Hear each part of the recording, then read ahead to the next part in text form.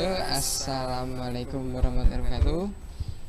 Di sini mau mempresentasikan tentang pelajaran SIMDIK materi konsep kewargaan digital. Saya membuat video ini untuk ujian praktek SIMDIK. Ya. Mari kita mulai.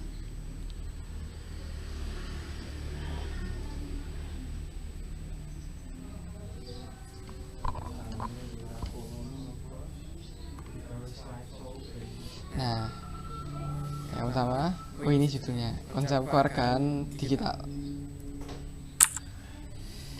Pengertian kewarganegaraan digital menurut para ahli sebagai berikut. Konsep kewarganegaraan digital kelihatannya sederhana, namun penting untuk paham bagi kaula muda digital saat ini. Wajib menerapkan 7 konsep kewarganegaraan digital agar tidak memancing caci maki. Apa saja konsep tersebut? Berikut beberapa konsep tersebut. Ya, yang pertama, empati. Majunya teknologi tidak menggambarkan majunya moral penggunaan digital, atau mungkin karena akses dan publikasi saat ini terlalu terbuka dan menjadi konsumsi publik. Lalu yang kedua, memahami cara kerja internet. Konsep kewarganegaraan digital yang kedua adalah pentingnya memahami cara kerja internet. Permasalahan yang terjadi saat ini adalah banyak orang tua yang memberikan akses kendali secara bebas untuk anak-anak mereka tanpa pengawasan. Ya, itu jika untuk anak-anak di bawah umur itu sangat berbahaya ya. Takutnya terjerumus ke hal-hal yang negatif. Jadi untuk para orang tua untuk bisa mengontrol anaknya agar tidak terjerumus ke hal tersebut. Yang ketiga, memahami data pengguna internet. Konsep kewarganegaraan digital yang sudah semakin tumbuh, maka kamu wajib memperhatikan dan memahami data pengguna internet. Dulu, saat internet masuk pertama kali, tidak banyak penyelewengan digital.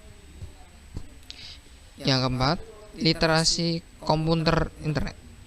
Konsep kewarganegaraan digital yang tidak kalah penting adalah memahami literasi komputer internet. Jadi, pengetahuan tentang perkomputeran dan perinternetan pun juga penting kamu pelajari. Ya, jadi jika mau memahami tentang internet ya sebaiknya kita mencari wawasan dulu. Jangan asal memakai, nanti bisa takutnya bisa salah dipergunakan. Internet ini sebenarnya untuk hal-hal yang positif, tapi jika kita kurang literasi komputer internet, kurangnya wawasan kita, maka internet ini akan disalahgunakan dan itu sangat merugi ya. Dan yang kelima, memahami kesenjangan dalam penguasaan teknologi maju. Kita tahu bahwa Indonesia bukanlah negara maju yang dari perspektif pikiran kita masih biasa-biasa saja, dimana otak kita hanya 20% yang dimaksimalkan. Jadi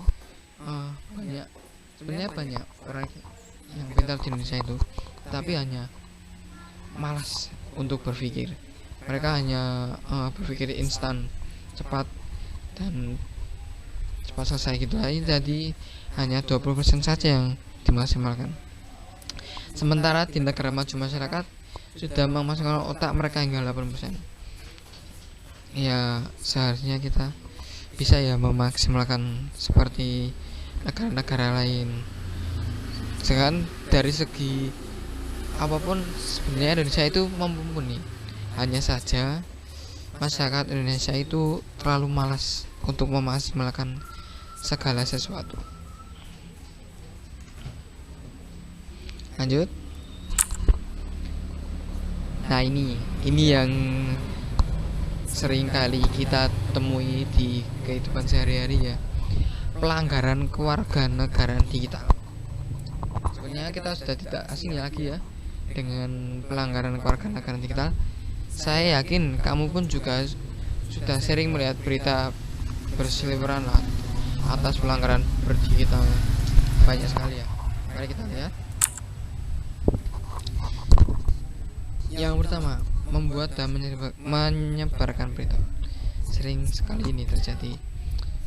Pelanggaran kewarganegaraan digital yang paling merasakan saat ini adalah banyaknya berita hoax, didukung dengan kurang jelinya pengguna digital mengkonfirmasi berita sehingga mereka alih ikut menyebarkan berita hoax tersebut. Ya contohnya banyak ya, misalnya ada kabar tentang apa, dan jika memberitakan hal tersebut tidak menguntungkan, tetapi jika kita menyebarkan berita tersebut dengan menambah-nambahi berita tersebut agar lebih menarik, bisa menguntungkan. Nah, itu biasanya para warga Indonesia itu lebih mementingkan keuntungan daripada memikirkan kedepannya. 2. Pencemaran nama baik. Pelanggaran kewarganegaraan digital yang paling umum lainnya adalah pencemaran nama baik. Dan ketiga, penipuan online. Barangkali pernah ditipu oleh penjual, atau kamu mengikuti iseng-iseng berada di media sosial, ternyata penipu juga. Itu banyak juga ya. Menyebarkan berita kebencian. Pelanggaran kewarganegaraan digital yang umum lainnya adalah menyebarkan berita kebencian. Tidak dapat dipungkiri, di digitalisasi tidak hanya memudahkan para UKM atau UMKM. 5. Pembajakan. Masa digital ternyata juga memicu para oknum melakukan pembajakan karya orang lain, entah itu disadari ataupun tidak disadari. Pembajakan yang tidak disadari umumnya dilakukan oleh mereka yang tidak tahu masalah hak cipta, jadi asal mengklaim gitu ya.